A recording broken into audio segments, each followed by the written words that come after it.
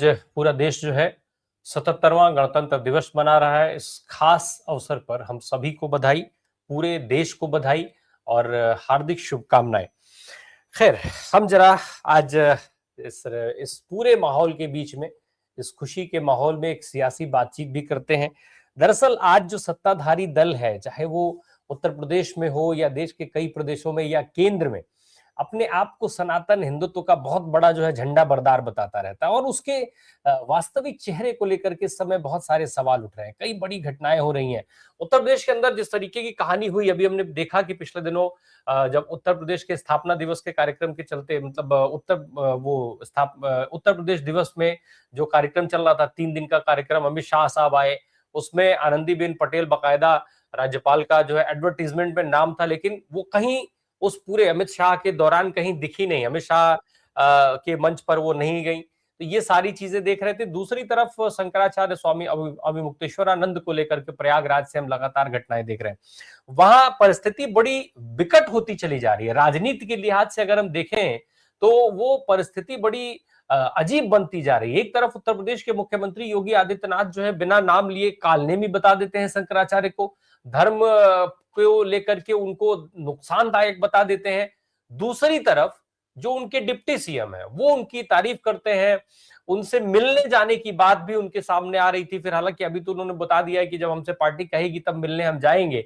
मुझे लगता है कि शायद वो एक खुली बगावत जो करने की तैयारी में थे, कहीं ना कहीं से एक बड़ा संदेश आया और उस संदेश ने केशव मौर्य की उन अरमानों को कुचल दिया।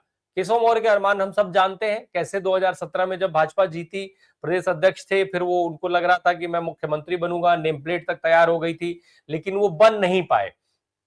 खैर, अब जब ये सारी चीजें हो रही थी तो एक बड़े मौके के तौर पर केशव प्रसाद मौर्य ने शायद इसको लिया, या फिर यूं कहें कि दिल्ली के इशारे पर ये पूरा खेल हुआ। अमित शाह साहब के खेमे से केशव प्रसाद मौर्य आते हैं, सबको पता है। योगी आदित्यनाथ और अमित शाह की अदावत के बारे में सबको पता है। तो ऐसे में ये खेल दिल्ली से भी जुड़ता हुआ दिखाई दे रहा है। अब सवाल ये उठता है कि अगर योगी आदित्यनाथ शंकराचार्य को वहां शंकराचार्य से प्रशासन पूछ रहा है कि आप साबित करिए कि शंकराचार्य हैं आप, कैसे शंकराचार्य हैं आप, और केशव प्रसाद मौर्य उनको शंकराचार्य शंकराचार्य कह रहे हैं। अब तो स्थिति यहां तक है कि केशव प्रसाद मौर्य ने कहा है कि स्नान करके और एक बड़ा संदेश दे शंकराचार्य। साथ में वो ये भी कह रहे हैं कि जो जांच होगी, इस पूरे मामले की जांच होगी और जांच के बाद दोषी अधिकारियों पर कार्रवाई की जाएगी। इसका मतलब एक डिप्टी सीएम सीधे सीधे इंडोर्स कर रहा है कि मामले में गड़बड़ी हुई है और अधिकारी दोषी हैं। और वहीं शंकराचार्य जो है केशव प्रसाद मौर्य की तारीफ करते हैं।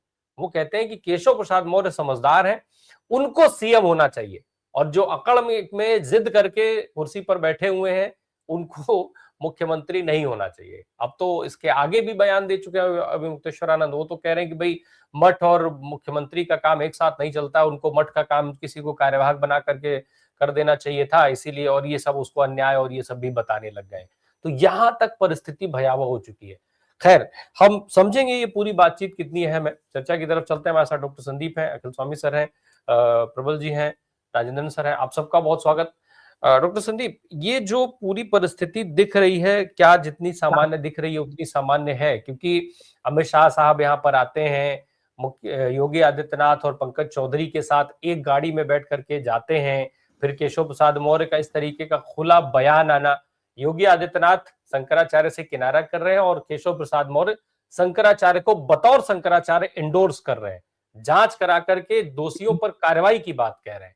क्या ये जो मुख्यमंत्री बनने की लालसा है शंकराचार्य के इस पूरे विवाद ने एक बार फिर उसको हवा दे दी है? लग रहा है केशव को कि अब की शंकराचार्य के आशीर्वाद से हम चुनाव जीत लेंगे। देखिए, ये मौका आप सभी को गणतंत्र दिवस की बहुत बहुत हार्दिक शुभकामनाएं और बधाई।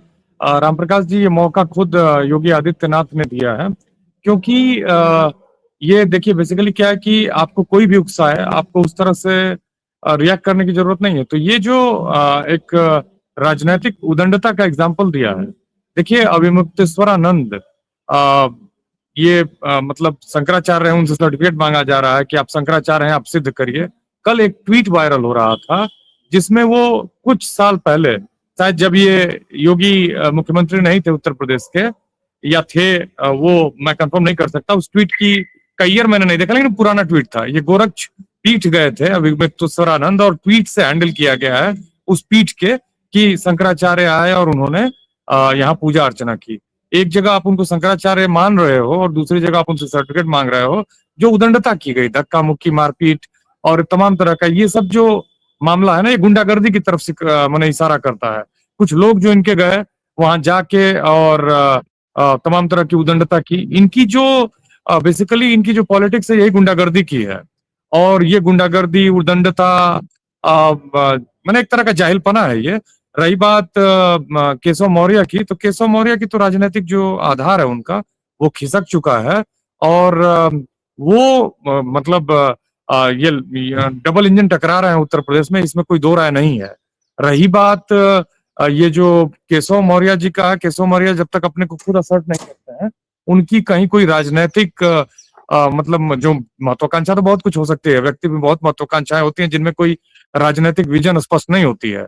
राजनीति में आजकल 90% लोग केवल बस महत्वाकांक्षाओं के लिए हैं, वो मंत्री और बड़े बड़े पदों पर माने आसीन होना चाहते हैं, बड़े बड़े पदों पर होना चाहते हैं। लेकिन समस्या ये है कि आपके सोचने से कुछ नहीं होता है, आपको असर्ट करना पड़ता है। केशव मौर्य जब तक खुद असर्ट नहीं करेंगे उनको कुछ मिलना नहीं है। लेकिन मैं इसको ऐसे नहीं देखता हूँ, ये पूरा का पूरा मामला योगी आदित्यनाथ की उदंडता, गुंडागर्दी का मामला है। उनको तुरंत माफी मांगना चाहिए। नहीं मांगेंगे तो जिस डाल पर बैठे हैं कालिदास की तरह, उसी डाल को काट रहे हैं। यही स्थिति उत्तर प्रदेश की है। और उन्होंने बहुत कुछ काट दिया अपने अहंकार से, उदंडता से, जातिगत माने जातिवाद से, और तमाम तरह की विकृतियां योगी नाम के आगे जरूर लगा लिया है। लेकिन योगी होने की परिभाषा भी नहीं पढ़ी उन्होंने, योगी क्या होता है उसको भी जाना नहीं उन्होंने, सामान्य आदमी भी नहीं है वो। बेसिकली जो मुकदमे उन्होंने हटवाए थे उसके वो असली हकदार हैं।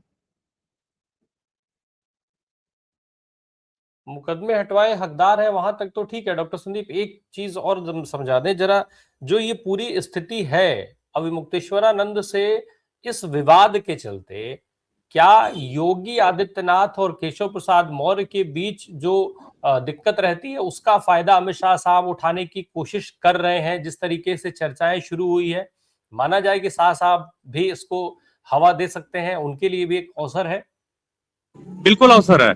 देखिए उत्तर प्रदेश में चूंकि बीजेपी ने जिस तरह से महाराष्ट्र, हरियाणा और बिहार का चुनाव जीता है, वो पहले ही जो केंद्र का इंजन है वो उत्तर प्रदेश के इंजन पर भारी पड़ चुका है। माने जो इनकी इंटरनल पॉलिटिक्स है और उसमें जो मौके ही नहीं है, लगातार गलतियां की हैं। आप देखते जाइए जिस तरह से उत्तर प्रदेश की सरकार, मैं बताता रहा हूँ कि उत्तर प्रदेश एक ऐसा डाइवर्सिफाइड स्टेट है जो बहुत बड़ा है, भारत में सबसे ज्यादा आबादी के हिसाब से बड़ा है, बहुत बड़ा राज्य है। और जो लगातार गलतियां आप देखिए ना, जो ये कफ सिरप वाला मसला था, जो 69,000 टीचर्स की भर्ती का, इतनी गंभीर गंभीर गलतियां की है योगी आदित्यनाथ ने। कोई मौका नहीं है, जब चाहे केंद्र का डबल इंजन, क्षमा करिएगा, केंद्र का इंजन जो है राज्य के इंजन को खींच के लेके चला जाएगा, मतलब शेड में लेके चला जाएगा, लोको शेड में, और ले जाके वहां उसका रिपेयर करना शुरू कर देगा। इनमें कोई, देखिए होता क्या है कि जब आप जनता को जाति के एंगल से देखना शुरू कर देते हैं, हर चीज को जाति के एंगल से देखना शुरू कर देते हैं और सोचते हैं कि केवल कुछ ही लोगों का भला हो, तो ऐसी राजनीति का आज नहीं कल भंडाफोड़ होना है, हो चुका है। इतनी बुरी तरह से एक्सपोज है, इतनी बुरी तरह से उत्तर प्रदेश सरकार एक्सपोज है। लोकसभा में कोई अप्रत्याशित रिजल्ट नहीं था, वैसा ही रिजल्ट आपको विधानसभा में आएगा। भले वो अगर मैनेज कर ले जाए, कुछ चीजें अपनी गुंडागर्दी और बेईमानी से कर ले जाए, लोग कर ले जाए, ऐसी कोई जमीन नहीं दिखती है जहां उत्तर प्रदेश सरकार कहीं थोड़ी सी भी गंभीर हो। कोई यहाँ नाले में डूब रहा है, कोई वहां, रोज एक आदमी नाले में डूब के उत्तर प्रदेश मर रहा है। नोएडा में क्या हुआ? नोएडा में आपको मालूम है जो आपके मुख्य चुनाव आयुक्त है उनकी बेटी डीएम है, और जो लखनऊ से एमएलए राजेश्वर सिंह, उनकी पत्नी यहाँ पे कमिश्नर ऑफ पुलिस है, लक्ष्मी सिंह। आप समझ रहे हैं? पूरा लूटपाट, 500 करोड़ 1000 करोड़ की रजिस्ट्री डेली होती है, पूरा कमीशन, लूटा पार्टी और मैंने गुंडागर्दी चरम पर है। एक जाति की गुंडागर्दी, एक जाति की, याद रखिएगा उत्तर प्रदेश में जो जातिवाद है उसका विकृत अकाल चल रहा है, विकृत रूप चल रहा है। और उसी का ये नमूना है कि पूरी फेल है उत्तर प्रदेश सरकार, और इसी का नमूना है कि उसी अहंकार में ये पीट रहे हैं। देखिए अभी मुक्तेश्वरानंद भले इन लोगों की पार्टी लाइन की विचारधारा से अलग बोलते हो, लेकिन उन्होंने आज तक ऐसा नहीं बोला है जिसको आप अतार्किक कह सकें। वैसे मेरा व्यक्तिगत किसी साधु वाधु में कोई इंटरेस्ट नहीं है, क्योंकि मैं साधुओं को ज्यादातर नहीं, मैं सारे साधुओं को पाखंडी ही मानता हूँ। जो असली साधु है वो चुपचाप मानवता का, इंसानियत का प्रचार प्रसार करता है, वो टीका लगा घूमता नहीं है। और बार बार कबीर ने, रैदास ने इसको एक्सपोज किया। लेकिन कुल मिला के विमुक्तेश्वरानंद ने कुछ ऐसा काम नहीं किया कि उनकी चोटी पकड़ के उनके लोगों को घसीटा जाए, मारा जाए, धमकाया जाए। यहाँ तमाम साधु हैं जो एकदम विकृत हैं, जो दिन रात हर तरह के कुकर्म में डूबे हुए हैं और पोत के चंदन माथे पर और बड़े बड़े बग्घी में जा रहे हैं। उनको तो आप रोक नहीं रहे हो। और मुक्तेश्वरानंद चूंकि आपकी विचारधारा में फिट नहीं बैठते हैं तो आप उनको मारोगे, आप उनको पीटोगे। क्या आप इस देश के मालिक बन चुके हो? क्या ये प्रजातंत्र से, लोकतंत्र से, गणतंत्र से, क्या ये आपके पापा का तंत्र बन गया है? तो ये सोचना चाहिए। एक व्यक्ति जो अपने को योगी कह रहा है वो केवल और केवल भोगी है।